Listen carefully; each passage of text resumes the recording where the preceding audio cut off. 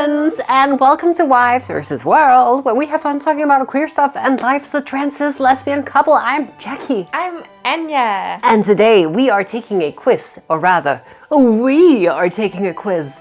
We want to test your knowledge on some Danish culture and traditions. Oftentimes on the internet, people assume we are American people. Not when they hear me speak, because it's very obvious that I'm not. That's where it ends. Yeah, that's where it is. Just if I open my mouth, it's like busted. We are, in fact, Danish people living in Denmark. Ooh, yikes.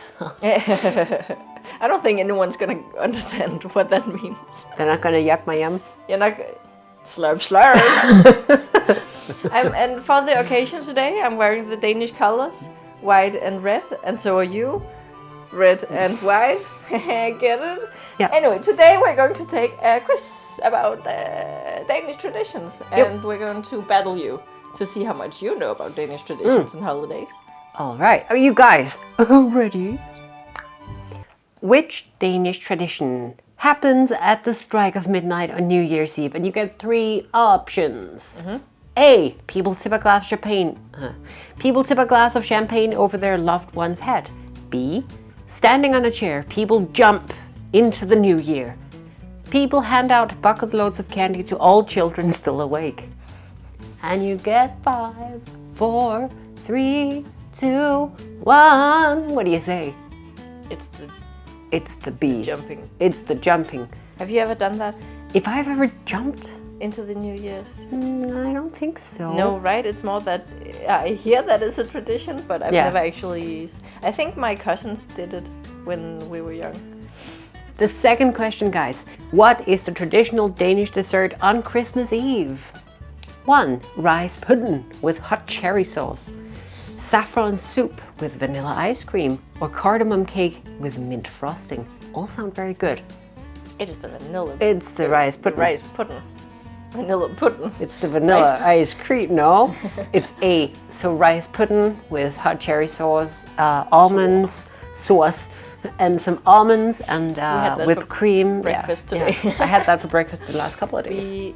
But it says rice pudding, but it's the more like risalemang. Risalemang. Rice pudding as well. But it's a souped up version of the usual rice pudding. Isn't it? Yeah, I guess so. Like souped up as in super good. Yeah, exactly. But saffron soup and cardamom, what was it? Cardamom cake with mint frosting and saffron soup with vanilla ice cream. Both of those sound fantastic. Yeah, Is that real things from somewhere else maybe? Where do you eat that? Please let us know in the comment. I want to try both of these. Yeah. What happens to a Dane who is unmarried when they turn 25? A. Their friends cover the person with cinnamon. B. They receive a consent letter from the Danish government. C. You get free VIP passes to Tivoli Gardens. Oh, that would be sweet. That would be pretty fucking sweet. I don't think it's a city thing. We don't do it in the city, at least not in Copenhagen. But there are some who cover their friends top to toe in cinnamon. Yeah, it's more of a Jutland thing. And we're back to the Jutland hating. We're back to the... I'm not hating, I'm just saying I'd never heard of this at all until I was an adult and lived here, where there are people from Jutland in the city. And it's mostly those who have the tradition with them. Yeah, that's true. Growing up. It's been becoming more of a thing in the later years, I feel like, in our area as well. Yeah. But I think it has been a thing for a long time. Yeah, I think so too. And now it has been it's become like a whole gimmick thing where people can buy like huge, giant bags of cinnamon. I hate it. Yeah, I hate it so really much. It's a really stupid tradition. It's a waste. And then you can see on the sidewalk sometimes there's a huge puddle of cinnamon next to a lighting pole. They tie them to a pole street. They tie them to a pole. They tie them to a street light. Yeah. And they then douse them in cinnamon. Yeah, exactly. Yeah. What is the meaning of the Danish concept hygge? And I know people say hygge or hygge or hygge. It's wrong, okay? Say hygge. Say hygge. Hygge. Hygge. Hygge. It's hyggeligt. A meditation method for dealing with stressful situations. Taking time away from the daily rush to enjoy life's quieter moments. A tradition of gathering to mark the beginning of summer. This is, it has to be B. It has to be B. It's very fun. And it is. Way to... Hygge. Hygge. Who says hygge? Hygge. Hygge. Hygge. It's hygge. sorry. I think it's always very funny to hear the definition because it sounds so like so Spiritual. spiritual, so Almost. sacramental. That's not what I want to say.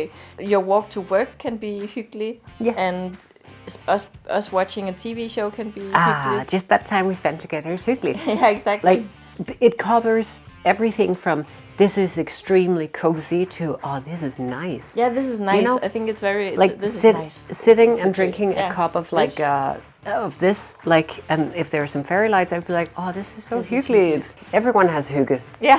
We just made up a dumb word for it, and so did other people, I assume. What happens at Danish weddings when either the bride or groom leaves the reception room? It indicates that music is now allowed. It tells that everyone now may get up and mingle. All guests line up to kiss the bride or groom on the cheek. It's the We go kissing. kissy. Yeah, exactly. We didn't. No. We specifically Yeah. asked that we didn't want any of the older Danish traditions because there are a lot of stupid Yeah, wedding exactly. traditions. And that one was pretty apt because COVID. So Oh yeah, indeed. don't come kiss me. And also, it's usually people of the opposite gender. Yeah, ooh. Like it's when the groom leaves the room, then all the male guests can come up and kiss the bride, Yeah, exactly. and the opposite. So- I think it's kind of cute and kind of fun. I kissed my sister-in-law Yeah. when my brother got married. Yeah, I think it's a good tradition Yeah, it's in fun. some like everyone cases, but rushing. like, Oh, they're out of the room. Go, Ah, go, go. they And went then to the bathroom. Yeah, then they line up to kiss the person that just Yeah. got married. I think it's fun. it's pretty cute, but we But, didn't want to do it. Yeah, exactly. Yeah. Also, who's the opposite gender of of chaos? You know? Festalon is a Danish tradition where you dress up in costumes and smash a barrel open. In the old days, what did the barrel contain?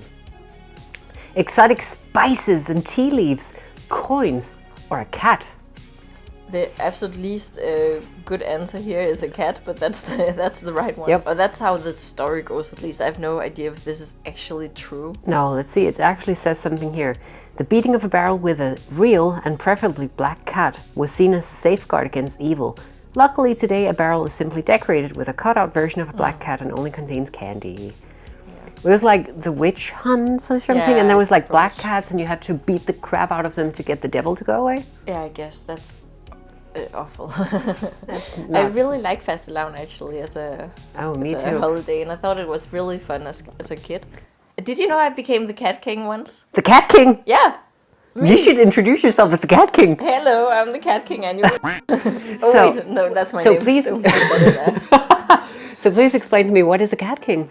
It's when we are kids Yeah. and we go to the school or whatever. Yeah. We on Festalon we're dressed up, and then there are these barrels placed that we line up with a bat to then punch and unturn. What's it called? Yeah, Punch yeah. After turn. It's like the Mexican or like the piñata yeah, thing. exactly. But it's not exactly the same. No, but it's similar. But like something is hanging and you Yeah, beat and the you shit beat it out of with a it, bat. and out comes candy, right? Yeah, exactly. It's filled with candy. Yeah. And then the person who gets the bottom to fall out of it, Yeah. they become the cat queen. Ah, yeah. And then the person who smashes the last board of the barrel and get that off the string, that's really difficult. Yeah, that's so difficult yeah, and that's the dangerous. one. Yeah, it always smacks someone in the face. Also, for that tradition, Yeah. it's tradition for kids to have like a bunch of sticks to beat their parents with. Oh, yeah. Yeah, that's true. And While also, they sing, did they- we mention the costumes? They're wearing costumes? Or did we just say you smash a barrel? No, I said costumes. Okay, that good. you're dressed up. Okay, good. Costumes. But yeah, did, yeah. Did you have a memorable Festalon's costume? I once went as the Red Power Ranger. That was pretty cool. That's adorable. No, I like dressing up. I haven't done for some years. But I do hear that sometimes there's a Festalatex Fest, which is more of a grown-up themed dress-up thing. That would be pretty fun. Shoot me an invite. I want to go. Now, honey, how many volunteer organizations exist in Denmark? I have no idea. No, you get some options here. 10,200. And you get to guess as well. We are a population of just around 6 million people. Maybe this helps. 10,200, 57,800, or 101,000. 10,000 organizations. It can't be that many. I would assume it was the low number. 10? Yeah, 10,000. I can name 10,000. No, I think it's in the middle. Volunteer organizations? Like that's like, you know, scouts or sports, or like whenever someone trains young soccer players, like that's volunteering. Is it? Yeah, they're not paid. Tiered. Have I ever volunteered for anything in my life? Me? Oh, I'm not sure that counts. You're not being paid. Okay, how many? 57. Wrong. Okay, so we're wrong. 101,000? That's a lot. Did you get that? I don't get it. Let's see. 41% of Danes are part of an association, and both people in the cities and the countryside join them. It might be sports clubs, scout clubs, cultural or political organizations, environmental movements, and many more. Common for all the associations are dependent on volunteers. To people in Denmark, associations are an important part of democracy and a way to contribute to a sense of community, active citizenship, enlightenment, and equality. They make it sound very nice. Yeah. But I'm not sure I have this understanding. No, maybe not. But like your dad volunteers and your mom volunteers. Do they? Your dad volunteers with like an environmental upkeep. Oh yeah, and he's actually also just joined the repair cafe. Yeah. And your mom is doing that walk and talk with... young people, and also yeah. in a movie theater. Yeah, exactly. Interesting. Yeah, okay. Yeah. maybe it's a thing. Maybe it's a thing. The Danish workplace culture is generally characterized by being very flat, hierarchical, or stressful. My experience is stressful but flat. Yeah, it's flat. Yeah, you call everyone by their first name. Yeah. And you don't speak differently to your boss than your No, colleagues. like the CEO in my current company is not like, hello, Mr. something. It's just, hello, Kjell. Torben. Yeah. You know, or something like we just go on a first name basis. I have never called anyone Mr. or Mrs. Not even in school. That would be so weird. That's long gone. Like you don't call teachers. It's like my parents would say, or maybe they wouldn't even. No, I but think maybe before your grandparents. Yeah. Oh, definitely. That would be it. Like they would get miss beaten if they something just. Yeah. Also in university, when like. Your professors are just your buddies. Yeah. Hey, how was the weekend? First name, like Yeah. it's, and then people from other countries, like exchange students, they go, sorry, professor something, and it's like professor something. That? Like, That's my man, you DJ can tell Michael. they feel it's weird as well, right? Yeah, exactly. They're just people. They're just here Yeah, too. it's a bit uncomfortable that we're this close now. Yeah. Yeah. Well, whatever. How many languages does Her Majesty Queen Margaret II speak? I think this one is obvious because like She's a very cultured woman. she's a cultured woman, and it's like ooh humble brag. Yeah. Like 2, How 3, many? or 5, and I mean most Danes speak 3 languages. Yeah. If not At least. 4. Yeah, Yeah. exactly. Everyone has Danish and English in school, and Yeah. then choose either German or French. Some do Spanish. Yeah. And our parents' generation had both French and German. Mm-hmm. So I'm assuming hers did as well. And then Swedish. I think she has to speak Swedish because... Her mom was Swedish. yeah. Yeah. Well, I didn't know that. I'm just saying, yeah. Whoa. And then of course like a lot of Danes also speak like Turkish or something like that. So I mean if it was 2 or 3 she would It like, wouldn't be very impressive. it wouldn't be very impressive. No, exactly. Yeah, so 5. 5 it is. How many languages do you speak? 3. 3? You don't count French? I don't count French. You could speak French when we Bonjour. were in Paris. Yeah, but still, like, do you know that feeling of going to Paris and asking for a croissant and being like, oh, You mean a croissant? you mean? Yeah. So No, but you spoke with everyone in Paris in French. I think that counts as speaking. when did I do that? Like when you ordered that croissant. And other times. I speak German. Guten, Also, wait, you guten- speak... Oh yeah, Japanese. Yeah, that's You my counted that was my third language. Yeah. Even though few Danes see themselves as very religious, Christianity has shaped a lot of Danish culture. Who brought Christianity to Denmark? Was it Harold Bluetooth? Was it